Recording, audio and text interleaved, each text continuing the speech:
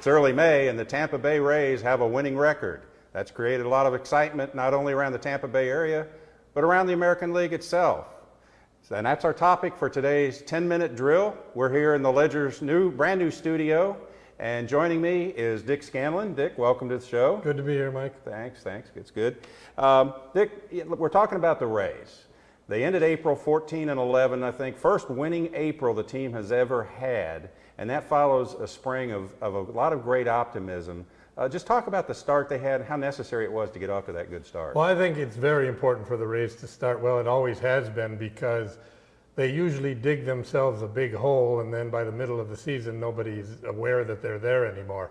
I've always thought it would be fun if just once the Rays were competitive at the All-Star break, just to see what would happen in terms of attendance. Well, competitive. How about just competitive when you get to May 15th? I mean, that's a new step right there. Right. 500 is now competitive. I mean, if you're 500 at the All-Star break, you are in the wild card race, unless there's a couple of teams that just break away. Right. Now, what has worked for them? Where are they better? I mean, you've talked about a lot about in the offseason about they made themselves better. Where are they better, and why are they playing better right now? Well, their starting pitching got off to a great start, and their bullpen, which I guess they're kind of related to each other. But last year the Rays had a 553 team earned run average, and this year it's just a little over 4, so that's a huge improvement right there. Whether that holds up, it remains to be seen. They got contributions from people that maybe you didn't count on, like Andy Sonnenstein. Edwin Jackson's off to a good start. You got to have that depth in there to really. I mean, Scott Kazmir just pitched for the first time last weekend, so they're getting the pitching, and he hasn't even been out there yet. So, I mean, how important is that you have to have that pitching depth? And it looks like even coming up at the AAA level and AA level, they're going to have some help. They should be set in the starting pitching department. Well, when I say set, I mean they should be considerably better than they have been. Solid pitching throughout, yeah. In recent years. And if anybody falters now, they're confident that they can bring up somebody from AAA that's at least going to be close to ready to pitch in the major league. And one of those young pitchers is Wade Davis from Lake Wales, who they're very high on. He went to spring training, got a little taste of the major league camp this year. And Wade could get a look this year at the end of the year, depending on what happens to everybody else. Right. Now let's talk about. Obviously, every team has holes. Where are this team's holes? I mean, you mentioned the bullpen's a little bit better, but there's still some issues there. Maybe a couple of spots in the lineup. Where does this team have holes right now? I think the big problem so far, Mike, has been offense. I mean, you got Iwamiura hitting .221 and Pena .215, and hit his first home run in like 3 weeks yesterday. They should get better offensively. So far, they've been very unimpressive on offense. They're not getting the production out of the guys they counted on, is what you're saying. I mean, Upton's hitting what? Upton's got a decent average and has 3 home runs. He hasn't been terrible, but they got him in the cleanup spot, or third or fourth, and he's probably going to have to produce a little more. And, you know, the pieces seem to be there. Eric Hinsky has given him a big lift. But so far, they're only in the middle of the league in runs, and I think they're expected to be a little better than that. Right. You mentioned Pena. His average is down around .215, I think. Iwamura's around .220. So those are the guys that are going to have to start picking it up a little bit. Carl Crawford got off to a good start, and he's picked it up. He's now getting back up close to 300, I think. You think those guys will, or was Pena just a one-shot deal and Well, it certainly didn't look like it in the first 10 days of the season. He hit 5 or 6 home runs right away, and then he started striking out a lot, which is what apparently he did in the past before he came to Tampa Bay. I think he's still going to hit a lot of home runs. He's probably going to be up and down a little bit, but you know, if they don't get a big season out of him, they don't really have much power by American League standards. Well, let's go back and talk about just the enthusiasm that this team's generated. Did you see much of that in the spring? It looked like there are a lot more people just kind of paying attention to this team. Have you picked up on that? I think there's been. I think they had a good winter when they signed James Shields long term, and then Pena signed his big contract. I think that showed people that they're willing to pay some money to keep the team together, as opposed to what they did in the past, when if a guy became eligible to make a lot of money, they traded him. And I think that generated a lot of enthusiasm. But, you know, at some point that's going to have to translate on the field, and so far it looks like it is. I mean, this is a franchise that's tried every promotion known to man, except putting a winning team on the field. Right. And that's the best promotion you can get. Put a winner out there. Absolutely. Have they got that team now that can draw fans? I think that's what is going to be determined if they can hold up through this road trip that they have now. They're 2-4 after getting swept in Boston. That set them back a little bit. If they can win a couple of games in Toronto and come home with a winning record, play the Angels and the Yankees, it'll be interesting to see what they draw. Free parking and a winning baseball team. Free parking and winning baseball. How can you beat that? That's right. And you can bring your own food in. As long as it's in a clear plastic bag. I think you can still do that. Yeah, I think so. Now, every team during the year makes adjustments, makes changes. The team that finishes the year is never the team that starts the year.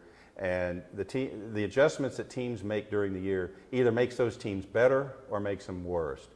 What moves will this team need to make during the season to hang up there, stay up there with the Red Sox and Yankees? Well, I doubt if they're going to acquire any big name guys at the trading deadline or anything like that. I think what they want to do is make sure everybody stays healthy.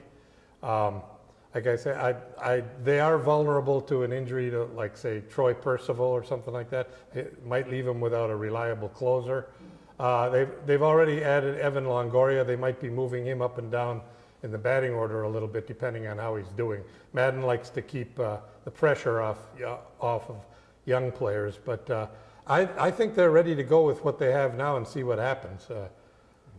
Injuries, I guess, would be the key. Now, you mentioned Evan Longoria in our preseason show. You were pretty adamant that it was a mistake to send him down. I think they've proven you right. But he isn't hitting that well right now. He's been very solid at third base. I think you've seen that. I think he's hitting 240 something now, but he provides a little power, and he's an interesting guy to watch because he has produced at every level. He looks smooth and comfortable out there, and I think he'll get better. He's shown indications that he can hit major league pitching right now, and I think that was the big question, wasn't it? Whether he was ready to hit major league pitching. Absolutely, and I'm sure pitchers will be adjusting to him now, and they'll create a book on him. And he has to learn how to adjust to the pitching when they adjust to him. Right. That's going to be his next big test.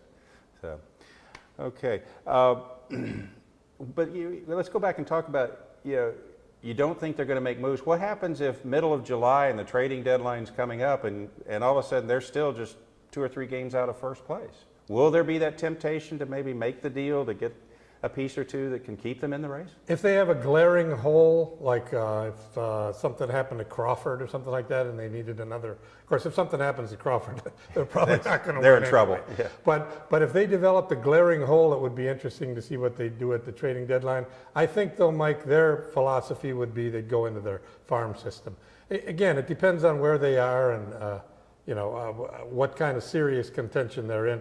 I guess we could say they could cross that bridge when they come to it. We're not going to see them get rid of their star players this time, though. That's been their MO in the past few years.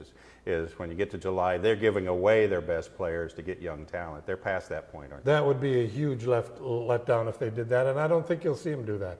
And that also, Mike, is a big part of why everybody's tuned out to the Rays come August, because they've basically thrown in the towel. I don't think you're going to see that happen this year. Well, I think with the guys they locked up to long-term deals, that's an indication they won't. Right. This is probably who they are for a few years. Right. That's good. That's good. Okay, Dick, we've reached the point where we're going to do one more thing. 30 seconds. You're on the clock. What's on your mind? Well, there were no upsets in the first round of the NBA playoffs, which might fortify the belief that the first round is pretty much of a waste of time, because all the teams that were supposed to win did win. I think the subsequent rounds will be much better, but it's also time to put to rest the idea that the home court advantage is less in the playoffs. Statistically, it's a much bigger advantage in the postseason than it has been in the regular season. If you look at the Boston-Atlanta series, the home team won every game. It's a huge advantage. My thing is, we've got 2 new bowl games. What do we need more bowl games for? One of them is called the Congressional Bowl in Washington, D.C., and you talk about a bowl game that's made to be made fun of. That's it. I'm sure there'll be all kinds of jokes about that one. The other one is in St. Petersburg at Tropicana Field. It's called the St. Petersburg Bowl. It'll have the Big East team versus a Conference USC team, probably number 4 or 5 from each conference, so I hope you enjoy watching that Tulsa, Connecticut bowl game at the Tropicana Field. There are now, I think, 115 bowl subdivision teams and 68 go to bowl games, so more than half of the college football teams end up going to bowl games. That's too many. Well, we've reached the end of the show. Thank you for joining us. Dick Scanlon has been with me today. We're here in the Ledger's new studio.